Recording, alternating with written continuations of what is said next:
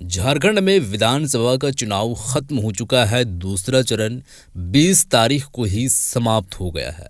महाराष्ट्र के अंदर में भी और झारखंड के अंदर में भी। झारखंड की हम बात करेंगे दोस्तों, इस वीडियो में हम महाराष्ट्र को लेकर के बात नहीं करने वाले हैं। और झारखंड में आप लोगों को पता होगा कि 13 तारीख को पहला चरण था, जिसमें से 43 सीटों पर जो है वो चुनाव जो है वो किया गया था और 43 सीटों पर वोट जो है वो लोग किए थे। और यहाँ पर मैं आपको बताना चाहूँगा कि बाकी के जो सीट बचे हुए थे वो 20 तारीख को हुआ था और 20 तारीख को जो है वो फाइनल रिजल्ट तो नहीं आया, लेकिन फाइनल जो है वो वोटिंग हुआ। अब रिजल्ट की बात की जाए तो 23 तारीख को जो है वो रिजल्ट आनी है। इस दरमियान में इस देश के अंदर में एक राज्य है झारखंड, और यहाँ पर भूचाल एक लड़का लाया हुआ है जिसकी उम्र महज जो है वो 29 साल है। और मैं आपको बताना चाहूँगा कि ये एक नया पार्टी गठन किया है जेएल कैम। और यहाँ पर मैं आपको ये भी बताना चाहूँगा कि ये लड़का जो है वो हर झारखंड के अंदर में हर जगह पर हर एक सीट पर अपना जो है वो उम्मीदवार अपना कैंडिडेट को खड़ा किया था। और यहाँ पर मैं आपको ये भी बताना चाहूँगा कि इसके साथ साथ में दो पार्टियाँ और चर्चित में रही, जैसे कि नेशनल लेवल की पार्टी है, बीजेपी है, कांग्रेस है और जेएलकेएम है और आजसू है। तो ये 3-4 पार्टियाँ जो है वो इस राज्य के अंदर में चुनाव जो है वो लड़ रही थी। बाकी 2-4 ऐसे जो है वो अदर कैटेगरी में आते हैं जो निर्दलीय हैं, तो उसकी बात हम नहीं करेंगे। लेकिन इस वीडियो में हम बात करने वाले हैं जो है वो टाइगर जयराम महतो का, जिसको लेकर के हर एक शख्स का यही कहना है। और कई सारे लोग ऐसे कह रहे हैं कि इनकी बोली और इनके यानी कि इनके देखा जाए तो इनके रहन सहन से और इनके जो है वो, अगर आप ये भी और ये भापने की कोशिश करें तो आपको ये मालूम चलेगा कि टाइगर जयराम महतो जो है वो, इसको देख कर के ऐसा लग रहा है, लोग अनुभव कर रहे हैं कि ये बीजेपी के साथ में है।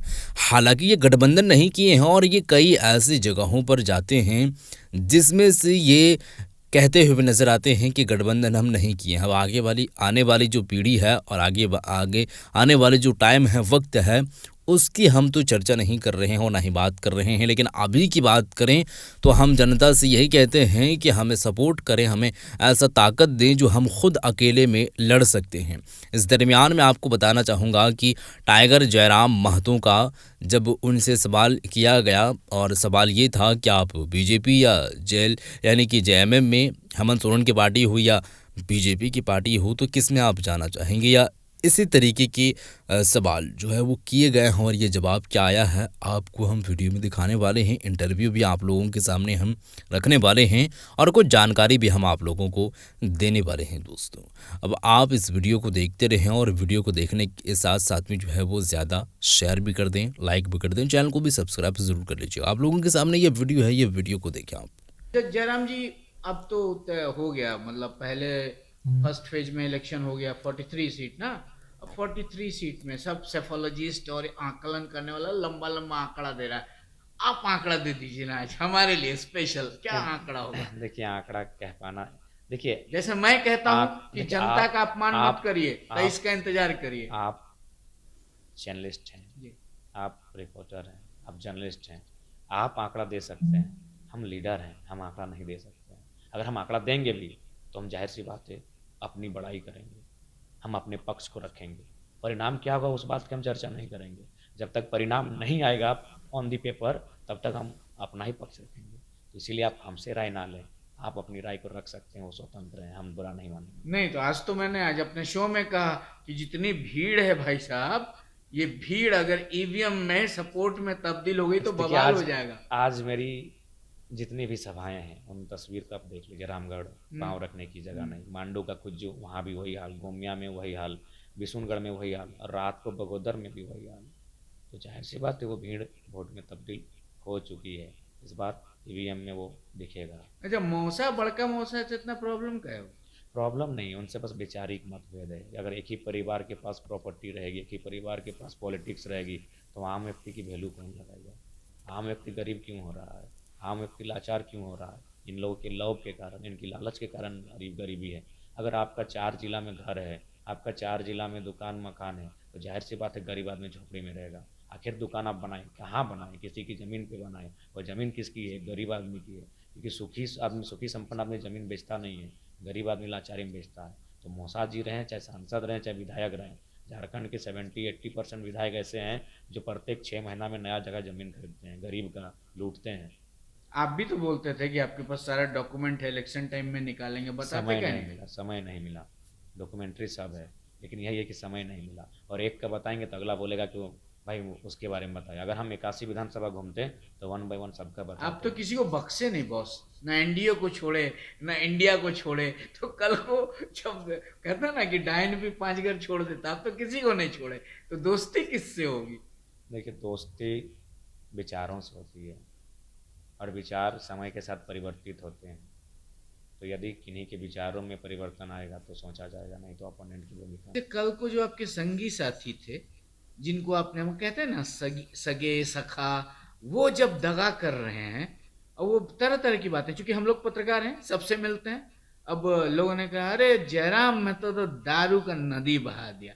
अब इस तरह की जो बातें करते नहीं, हैं बहुत लोग, गलत अब बात मतलब है, नहीं। गलत बात है। हमारे पास पेट्रोल भरने का पैसा नहीं है। जिस हालात में हम लोग, वो तो हम ही लोग जानते हैं। हमारे कार्यकर्ता, हम लोग इन पैसा का मामला जब भी सामने आता है बहुत चिंतित होते हैं, लेकिन खैर जिसका कोई नहीं उसका है, वो कहीं ना कहीं से रास्ता जुगाड़ हो जाता है। और जो लीगल खर्चा है वो कहीं ना कहीं से मिल जाता है। जैसे आज ही एक प्रखंड में एक लड़का फ़ोन किया, दादा चिंता ना कीजिए, हम आपकी चिंता को समझते हैं, मेरा प्रखंड में जो भी तेल मोबिल का खर्चा होगा हम देख लेंगे, मेरी सैलरी इतनी है, आप टेंशन मत लीजिए, अपना लड़का को भेज दीजिएगा। तो ये तो है। वो मैं बता रहा हूँ, मुझे अभी थोड़ी देर पहले फोन आया आपके प्रशंसक का, आप वहाँ थे गुमिया में, हमसे नहीं मिले, हम रामगढ़ के पास के हैं, और वो जानते हैं हम जान लगा देंगे हमको, नहीं, मतलब आप इस टाइप के बहुत जैसे सारे लोग। आप जैसे होटल में भी आप हैं, हम्म। ये भी हमारे प्रशंसक है, बोले ना, वो भेजता है किसी को ना किसी रूप में। आप जो ठहरे हैं ये आपका शुल्क नहीं लेंगे, हम भी जो आके रुके हैं ये शुल्क नहीं लेंगे, इनको देंगे भी, ज़बरदस्ती देना चाहेंगे लेकिन फिर भी ये नहीं लेंगे। तो ये हुआ।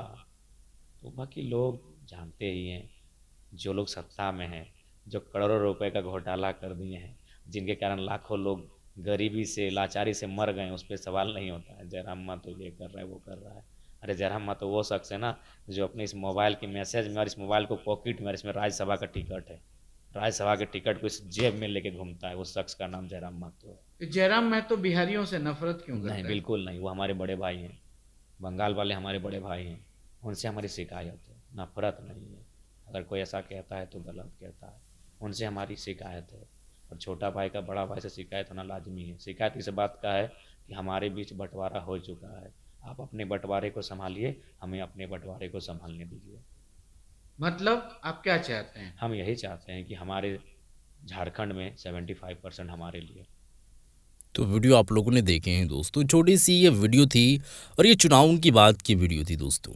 और यहाँ पर जब आंकड़े की बात की गई कि एग्जिट पोल सामने आना शुरू हो चुका है, और आप बताएं कि आपको कितना कॉन्फिडेंस हो रहा है अंदर से कि हम कितने सीट पर जो है वो चुनाव, या जितने सीट पर चुनाव लड़े हैं कितने सीट पर हमें जीत हासिल होगी, आप एक आंकड़ा बता दीजिए। तो ये कहते हुए नजर आए कि हम आंकड़ा बताएंगे तो लोग कहेंगे कि अपनी जो है वो बढ़ाई कर रही है। तो ये जो है वो और लोगों का ये मुद्दा है और लोगों का ये मामला है, वो बताएंगे, जनता तक ये बात पहुंचेगी और जनता जान पाएगी। और जनता जनार्दन जो है वो तो 23 तारीख को दूध के दूध पानी के पानी होने ही वाला है। 23 तारीख को वोटिंग काउंटिंग की जाएगी और उसी दिन रिजल्ट आएगा। उसी दिन जो है वो रिजल्ट आएगा और ये मालूम चलेगा कि इस देश में कौन जो है वो सीएम के पद लिया है और किन की जो है वो जीत हुई है और किन पार्टी को कितने कहां पर किस तरीके से सीट मिली है। बहरहाल दोस्तों, ये थी वीडियो, आप लोगों तक पहुंची। इस वीडियो को शेयर कर दें। ऐसे ही वीडियो को देखने के लिए चैनल को सब्सक्राइब ज़रूर कर लें।